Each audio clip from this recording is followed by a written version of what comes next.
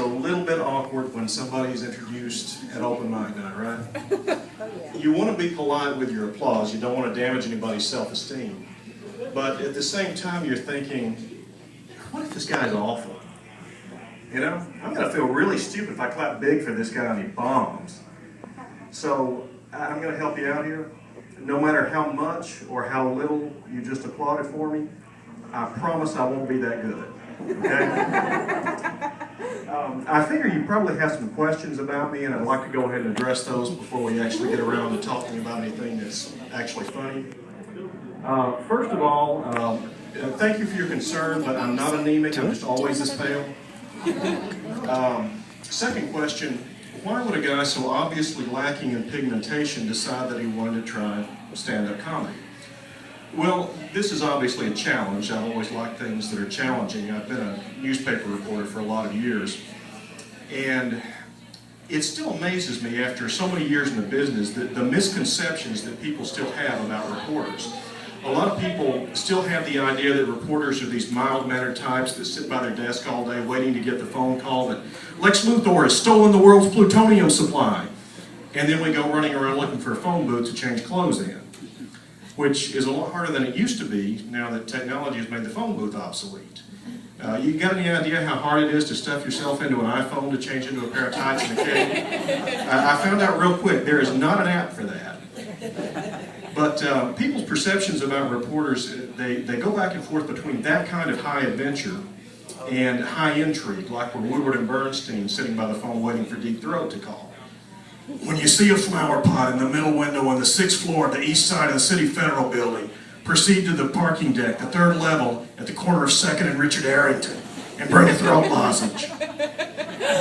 But in reality, the telephone calls that we get are a lot less exciting. I remember there was this one that I got when I was working for a paper back in Georgia, and it went something like this. Newsroom, your son has been arrested and you would like to keep his name out of the paper. Well, I can appreciate that concern, ma'am, but you see the problem is once that becomes public record, well, no, I don't mind looking at the report when it comes in. What's your son's name? And what's he been charged with? Brushing his dog's teeth. Yes, ma'am, I agree that does sound silly, but it actually is against the law in Georgia to brush your dog's teeth. It is, yes, ma'am. I understand that. He's a good boy. He'd never do anything wrong, and yes, it is a shame that they arrested him, but I'm afraid that he's got a complaint about the food that they're serving in jail. Well, it seems like your son's best recourse there, ma'am, would be to write us a letter to the editor. He can just mail it in, we'll publish it, and no, ma'am, I'm not going to do that. No, I'm not going to do that. Yes, ma'am, I can tell you've put a lot of thought into it, but if I sneak down to the jail at 2 o'clock in the morning and lurk around outside while I wait for your son to drop the letter out of his cell window down to me, I just can't see any good coming of that. No, ma'am, no. Well, what I recommend? Maybe next time your son could just give his dog a breath mint? Hello? Hello? I get hung up on a lot. But if people aren't wanting us to keep things out of the paper, they're trying to get us to put crazy things in.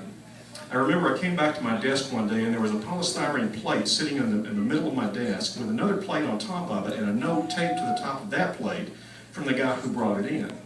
I open it up and there's just a pile of chicken bones on the plate. Now, get inside this guy's head with me for just a minute. He goes out to eat, has his meal, and instead of placing his garbage in any one of the perfectly good trash cans that had to be there in that restaurant, he drives all the way across town to dump it on my desk.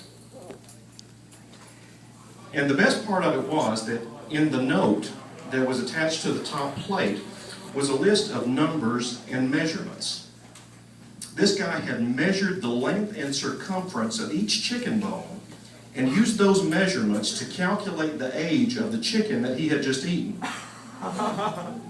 You're laughing like I'm making this up. But he wanted us to expose that restaurant for selling old chickens to the public. Are you ready for the kicker? You know what this guy did for a living? He was a cop. This guy's a big-time crime buster, ready to blow the lid off KFC for pushing old chickens on the public. I know I feel a lot safer. But getting back to your questions, Buddy is not my given name. And before you ask, no, I'm not going to tell you what it really is. But it's a funny thing about names. Have you ever typed your own name into an internet search engine? There are few things on earth that will deflate the human ego faster than Googling yourself. This is true. You type your name in, and this list comes up of accomplishments and things that you've done. None of them are you. Like this one guy that I read about on there. He was a professional wrestler, and I actually got in touch with him to do an interview about him. And when I met him, tall, muscular, washboard abs. How do you find the time to stay in such good shape? And he said, well, I've had a lot of time on my hands lately, and I had a lot of time to work out while I was in jail. I just got out. And that was not one of the things I expected him to say, so I asked him, I'm sorry, did I understand right? You just got out of jail?